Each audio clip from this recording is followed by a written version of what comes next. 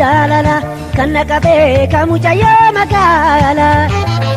Jaalala kan naqabe kamucayyoo magaala. Eetuma si argee ija tantee laala jaalala.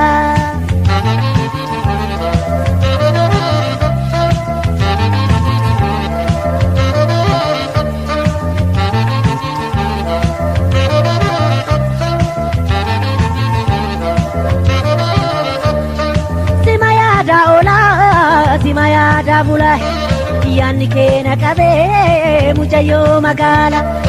Awaash gama ceetee ollarraa dhaga'ee barbaadeetiin dhabnaan barbaachisuu ba'e. Harkitannaa fidaa dhabdanitti dhiisa dhibee biraan qabu dhibee isichiisa jaalala.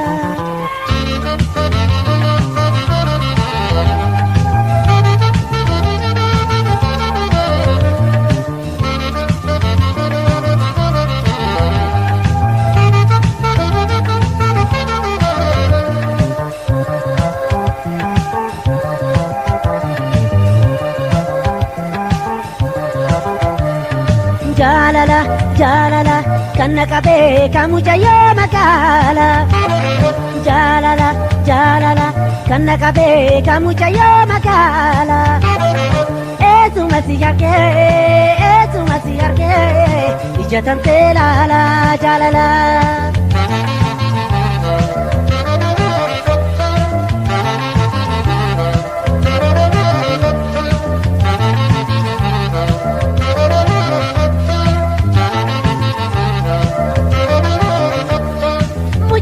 Magaalti yasallarraa kaate Adaamaaf Bishooftuu keessa qaxxaamurte magaala gudditti Finfinneetti galte. Ani duukaa buunaan na jalaa militte maaloo na birmadhaa argitannaa qaba isii dabeen taa'u garaan na dadhabaa jaalala.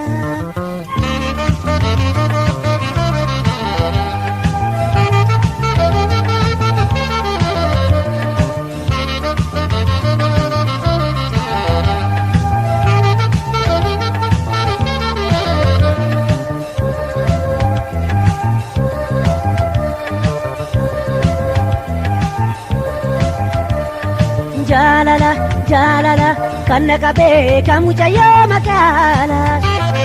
Jaalala kan naqabe kamucayyoo magaala. Eetuma si argee ija tantee laala jaalala.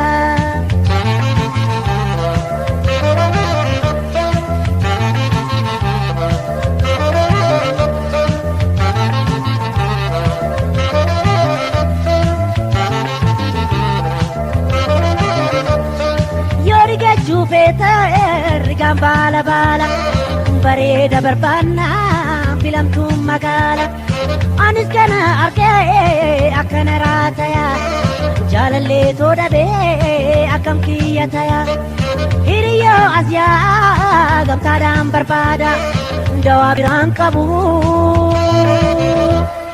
yoo saannatoo yaa jaalala.